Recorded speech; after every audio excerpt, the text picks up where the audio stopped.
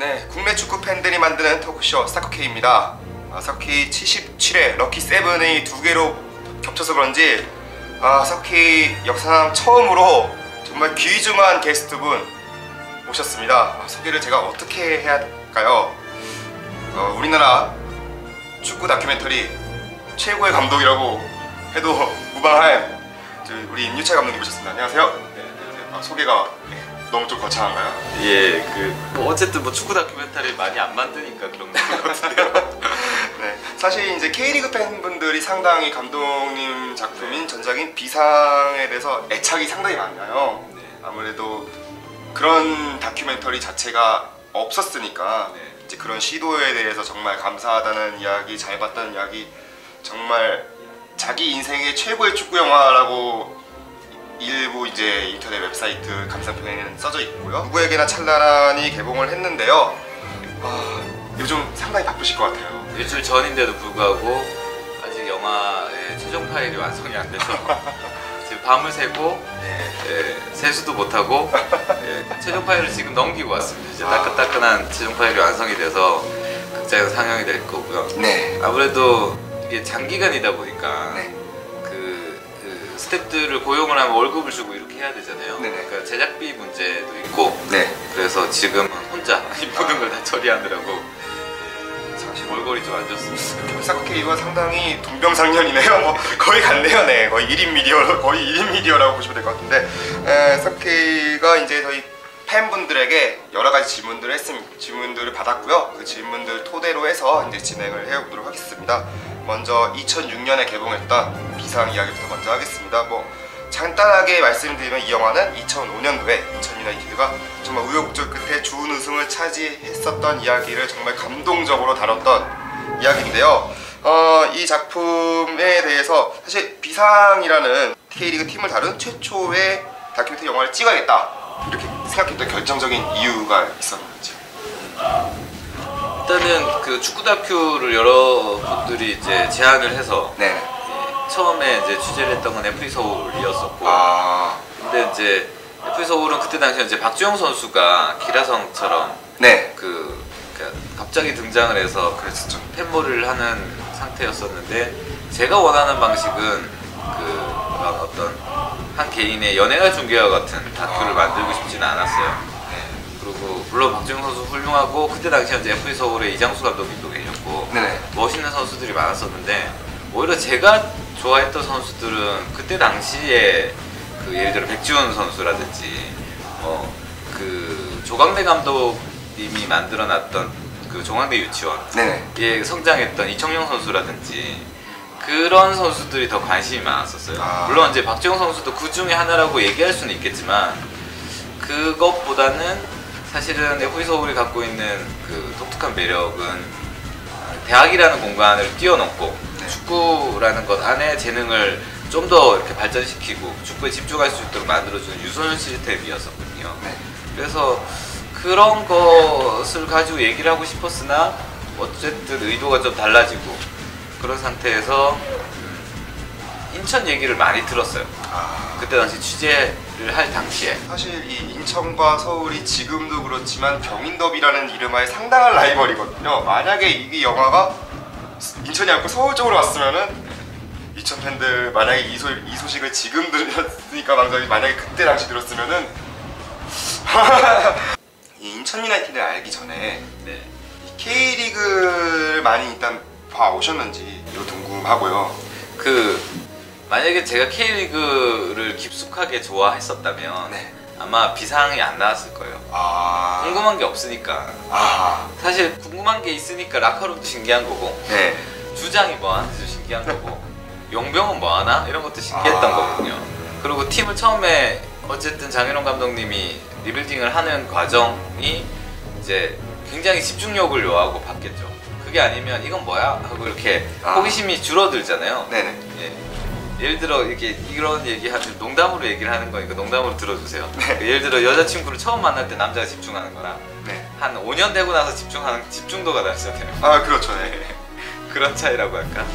K리그는 제가 대우로얄즈 어린이 회원이에요. 그래서 어릴 때 부산의 대우로얄즈를 되게 좋아했었고 그때 뭐 김주성 선수나 야생마. 예. 그 당시에 뭐 신태호 뭐 그런 이렇게 얘기하면 제가 굉장히 나이 많은 사람처럼 보이는데 그때 제가 어릴 때니까 네. 그때 축구장도 많이 가고 했었죠. 근데 이후에 한동안 좀 뜸했었던 건 사실이고 그 당시 선수분들과 편안히 계셔도 돼요. 이거 있는 미디어라 이렇게 먹을 거 주세요. 이제 주셔도 돼요. 저희 먹으면서 해야 돼요. 네, 저희 먹으면서 하면 됩니다. 원래 이런 방송은 이런 맛으로 하는 거예요. 같이 오실래요? 이 남자 2명만 있으니까 재미가 없어요. 저희도 오시면 괜찮은데요. 자 인사 한번 하시죠. 이쪽으로 한번 인사해 주실래요? 안녕, 잘 부탁드립니다. 감사합니다. 고맙습니다. 잠도 못 잤을 뿐만 아니라 이게 밥도 못 먹었습니다. 박문선 해설도 이렇게 진행해야 방송이 좀 더 재밌었어요. 진짜요? 네, 알겠습니다. 이거 저한테 하는 이거 정말 도전장인 것 같은데. 네. 박문선 해설님 진짜 사람 좋더라고요. 정말. 그때 시사회 때 오셔가지고요. 네. 질문지를 빵으로 덮었습니다. 이렇게 제가 있습니다. 네. 방송보다는 먹는 게 더 중요합니다. 그렇죠. 저희가 촬영하면서 오늘 방송 촬영해서 먹방을 할 거라는 상상도 못했어요. 먹방은 사실 여러 번 저희가 사케이에서 이제 팬분들과 같이 하기 위해서 했었는데 정말 특별한 게스트분들과 함께 이제 빵을 먹으면서 이야기를 하고 있습니다. 그때 당시 최고의 명대사가 있습니다. 축구 팬들, K리그 팬들이라면 정말 누구나 한 번씩은 들었을 명대사. 그 라돈치치 선수에 관련된 얘기인데요. 이 라돈치치 선수가 이제 훈련을 좀 이제 끝나고 이제 축구장 골대로 옮기는 장면에서 좀 약간 슬렁슬렁 옮겨가지고 옆에 있던 현재 코치죠, 임진용 코치가 라돈 임마 너희 투게더 같이 막 이렇게 얘기를 하잖아요. K리그 팬들에게는 라돈치치 선수가 지금 J리그에 이제 일본에 가 있지만 K리그에 있을 땐 항상 나왔던 말이 그 말이었어요. 패러디라고 하겠죠. 패러디 요소가 될 거라고 상상을 하셨는지. 큐 영화도 그렇지만 일반 극영화를 찍으면 네. 영화 스태프들이 되게 많잖아요. 그럼 스태프들한테 유행어가 생겨요. 그런 단어 유행어들이. 비상 때도 그게 유행이었어요. 저희들한테도. 저희 유행어는 그거예요. 쌍놈의 새끼랑 그다음에 야 투게더. 그렇죠, 투게더. 네. 그거랑 몇 가지가 있었는데 지금 시간이 오래도 기억이 안 나는데 특히 그 라돈은 처음에 제가 이제 라카룸에 처음 들어갔을 때 인사하러 들어갔었어요. 선수들은 삐쭉삐쭉 카메라가 들어오고 막 이렇게 있으니까 뭐지? 당황스럽죠. 특히 예를 들어 인천은 그 언론들이 특히 방송 언론들이 자주 찾는 팀이 아니어서 그런지 낯설어 하고 있었는데 라돈만 반갑게 저한테 이렇게 걸어왔어요. 걸어와서 그 라돈이 반말하거든요. 얘가 존댓말을 아는데도 반말을 해요. 여린 것이. 반말을 하면 저한테 방송국에서 왔어? 막 이래요.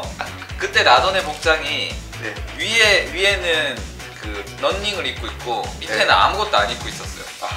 이런 미친놈이 다 이게 덜렁덜렁 온 거예요. 밑에 거도 덜렁덜렁 거리며 저한테 와가지고는 카메라로 찍고 있는데 덜렁덜렁 와가지고는 방송국에서 왔어? 막 이래요. 그래서 그때 당시는 이제 우리가 방송용으로 제작을 할까 생각을 하고 있어서 그래서 KBS에서 왔어? 이렇게 얘기를 하니까 그래? 그럼 여자 많이 알겠네? 이쁜 여자 있어? 막 나 여자 소개시켜줘! 막 이러는 거예요. 얘가 한국말을 이상한 것만 배워가지고. 근데 라돈 진짜 재밌었어요. 깨병도 장난 아니고 훈련 좀 심하게 하면 호텔방에서 아프다고 분장복 안 나오고 나 아파, 나 열나, 만져볼래? 막 이러고 미친놈 그거. 촬영한 테이블 서치라고 해서 다 받아줬거든요. 근데 그분들이 여성분들이었어요. 너무 좋아하시는 거예요. 어떤 의미인지 알겠습니다. 갑자기 테이프를 안 돌려주는 거예요. 왜 테이프를 안 주세요? 그랬더니 아직 서치가 안 끝. 서치 아까 문서 다 받았는데 봤더니 라돈 촬영.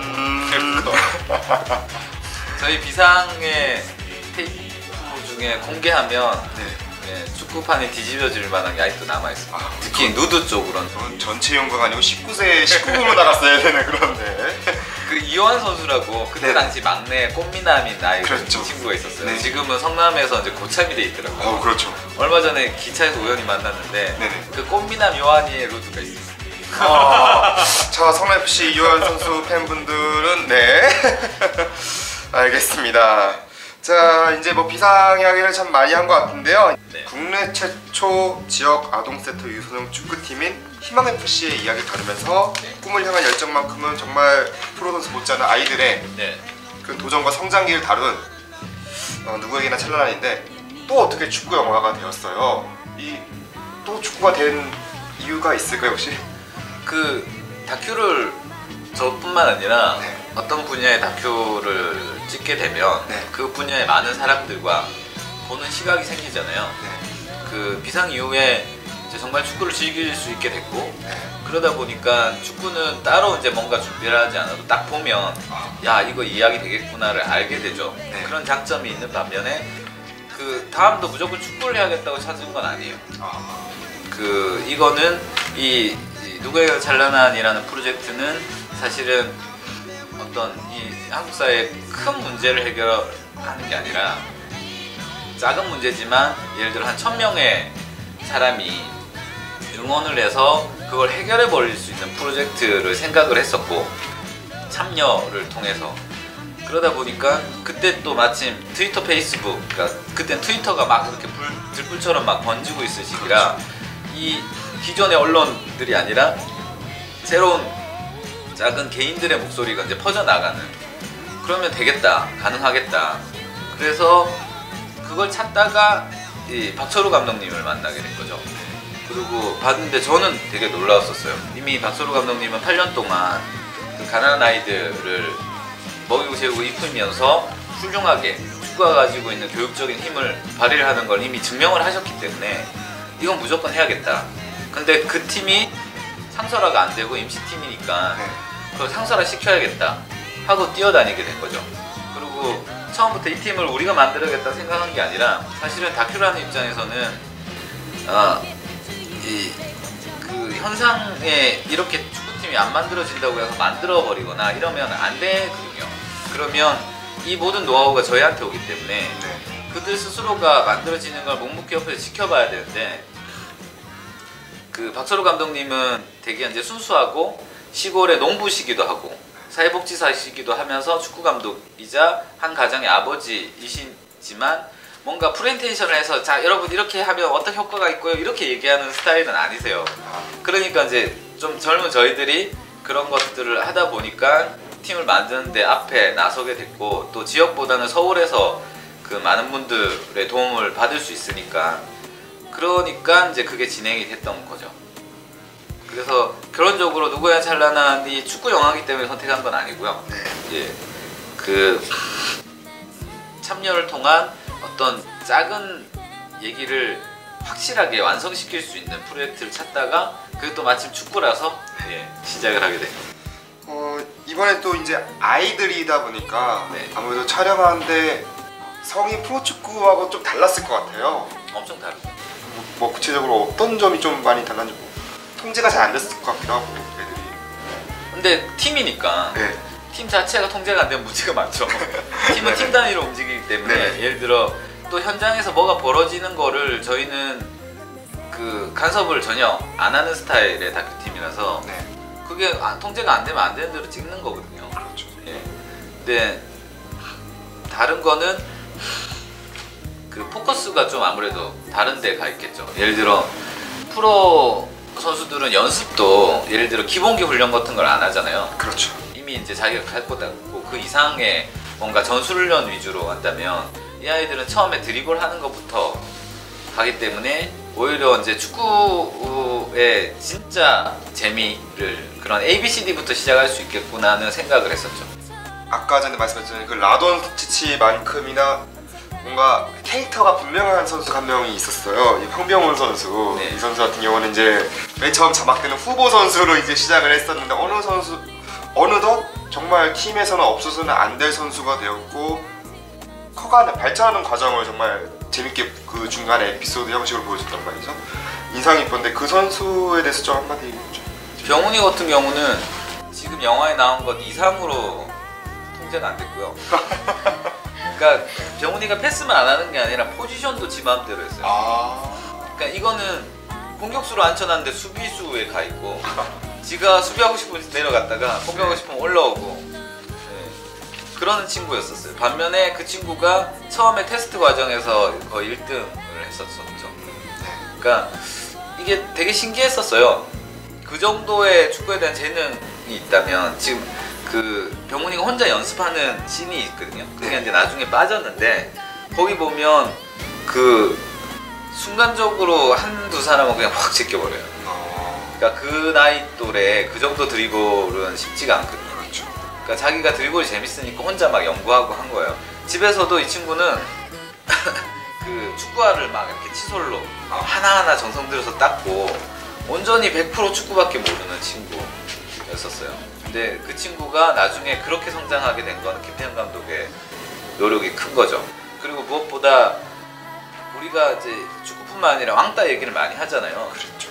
따시키고 이거는 학교뿐만 아니라 회사에서도 이제 이루어지는 사회생활 할 때도 이루어지는데 그러니까 모든 인간은 평등하다. 태어남으로부터 찬란한 걸 얘기하는 거의 기준은 가난하니까 우리 팀은 무조건 돋보여야 돼가 아니라 이 팀 안에도 사실은 약간의 위에 있는 친구와 아래에 있는 친구가 다르다는 거. 그게 학년으로 또 배치되는 게 아니라 5학년인데도 막 병원을 무시하고 그러잖아요. 네, 그렇죠. 그러니까 그 개념 자체가 굉장히 중요하고 그걸 축구를 통해서 아주 차츰차츰 거의 한 6개월의 기간 동안 병훈이가 바뀌거든요.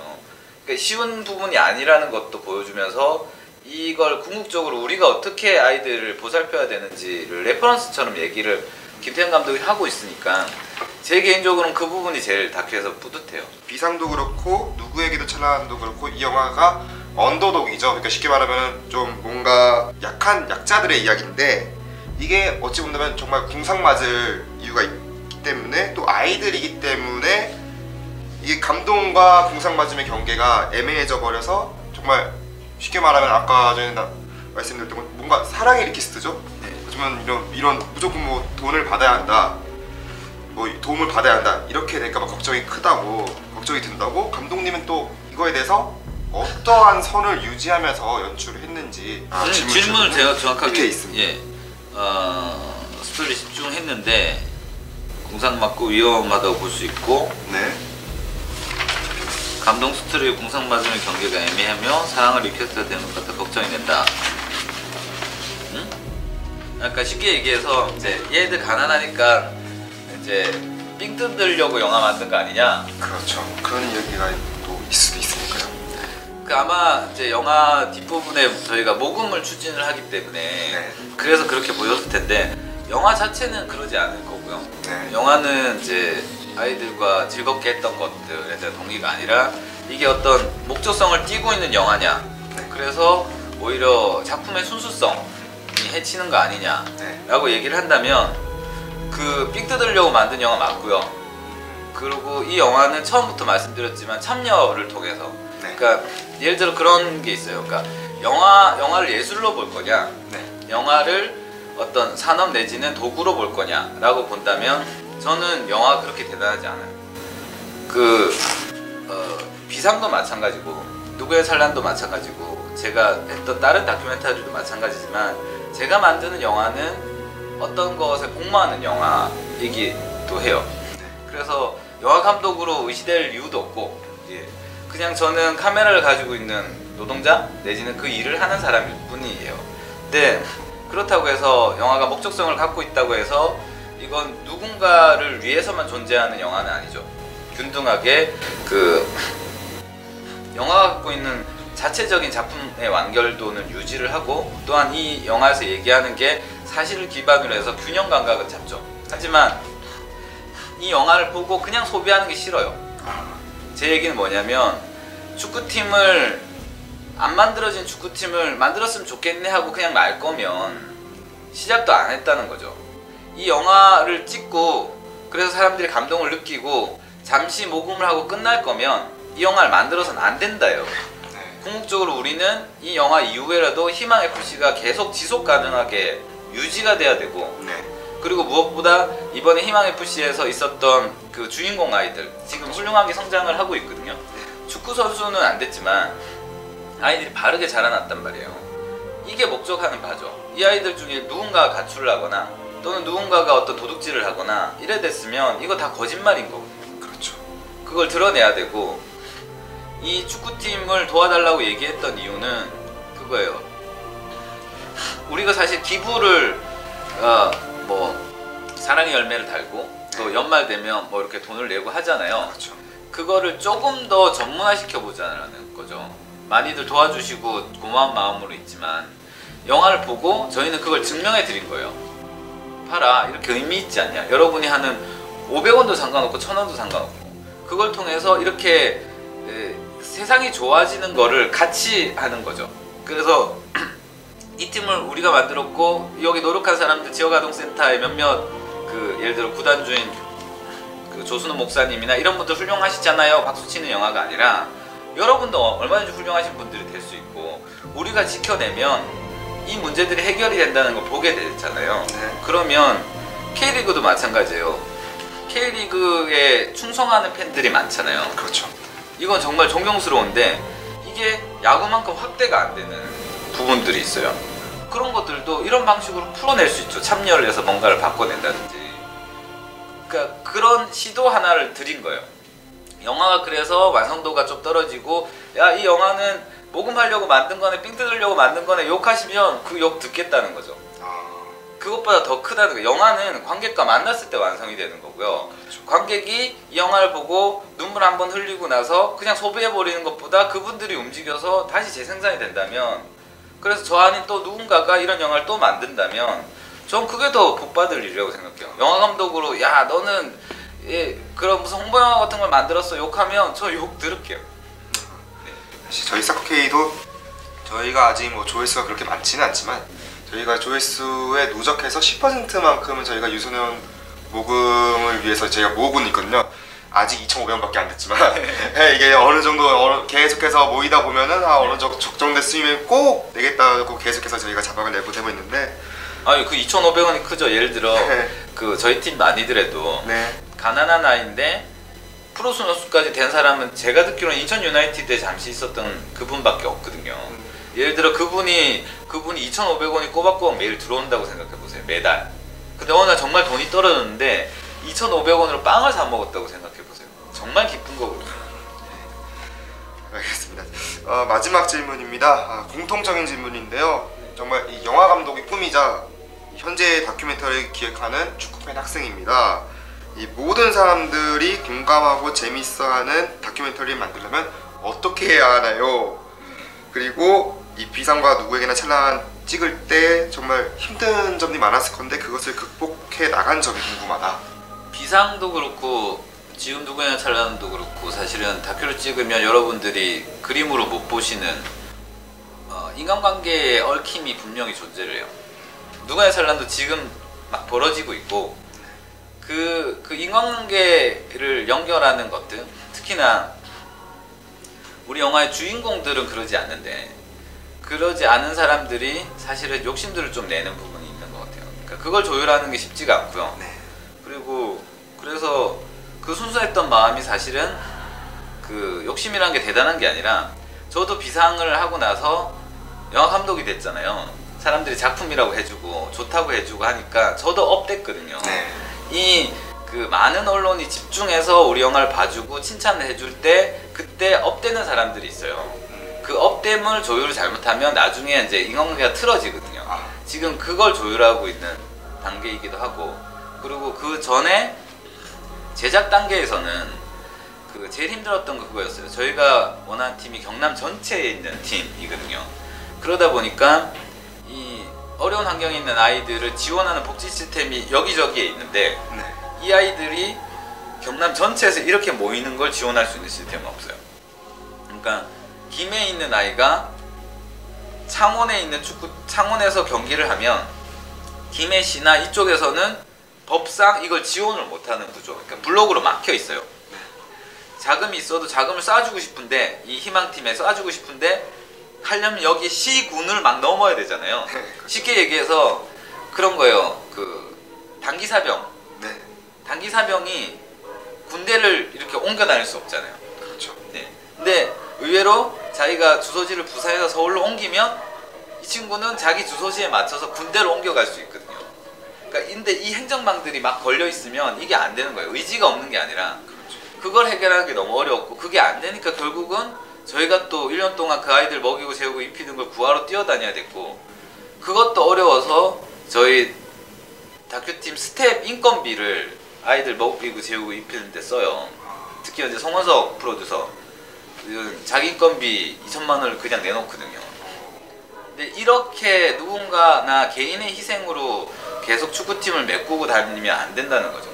그래서 여러분들에게 도와달라는 건 모금도 모금이지만 이 얘기를 많이 해주십사는 거예요. 그러면 정부 정책이 움직일 거고 그렇죠.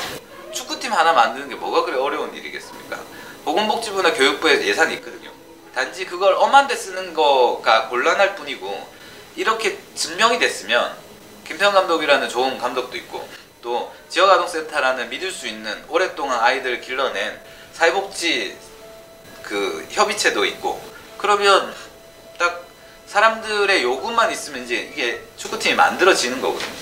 궁극적으로 원하는 건 그겁니다. 만약에 이 팀이 사라지거나 또 위태위태해지면 이 다큐를 만든 저희 제작진, 특히 저는 죄 짓는 거죠. 이게 영화 흥행보다 더 중요합니다. 정말로 도와주셔야 됩니다. 특히 축구 팬들이 트위터, 페이스북, 그 인터넷에다가 이 얘기를 많이 해주세요. 그 길밖에 없어요. 오늘 방송 시청하시는 분들에게는 정말 부탁드리는 말씀이고 궁극적으로는 이 영화로 인해서 정말 이런 어려움을 겪고 있는 아이들이 올바르게 성장할 수 있는 방법을 좀 마련을 해줬으면 좋겠다라는 그런 의도에서 이번 작품 만드신 것 같고요. 정말 저희가 지금 인터뷰가 상당히 길게 진행이 됐습니다. 사실은 이거 방송을 거의 뭐 20분도 잘라야 되는데 거의 자를 게 뭐가 있는지 싶을 정도로 정말 좋은 말씀 감사했고 나중에 정말 이제 영화 다 끝나시고 이번 영화 다 끝나시고 좀 시간이 되실 때 저희 방송 나중에 한번 오셔서 그때는 정말 치맥 한잔 하면서 정말 축구 그냥 자체 이야기 그냥 있는 이야기 재미난 이야기들 같이 했으면 하는 그런 한번 오셔서 한번 하는 바람이 있겠고요. 네. 아니 뭐 치맥을 쏘시는 거죠? 저보고 사달라는 건 아니죠? 당연히 저희가 그럼 갑니다. 네 당연히 저희가 제가 돈이 없군요. 그렇죠. 당연히 치맥은 저희가 쏘고요. 그때 가서 저희 또 저랑 같이 한 또 게스트분 메인 패널분이 계시니까요. 저만 초대하시나요? 저분 아 오시겠다는데. 벌써 저렇게 손 드시면 저야 감사하죠. 네. 축구에 대해서 좀 많이 공부하고 오시면 재밌을 것 같은데요. 상당한 미인이신데 네. 궁금하시죠? 네 궁금하시면은 좀 댓글 좀 많이 달아서 꼭 다음에 놀러 오시라고 댓글을 좀 많이 이제 남겨주시면 감사하겠고요. 정말 이렇게 귀한 시간 내주셔서 다시 한번 감사드리고요. 지금까지 국내 축구 팬들이 만든 토크쇼 싹퀴였습니다. 시청해주신 여러분 대단히 감사합니다. 그 박문선 해설위원이 진행한 것보다 우리가 재밌죠. 감사합니다. 네 고맙습니다.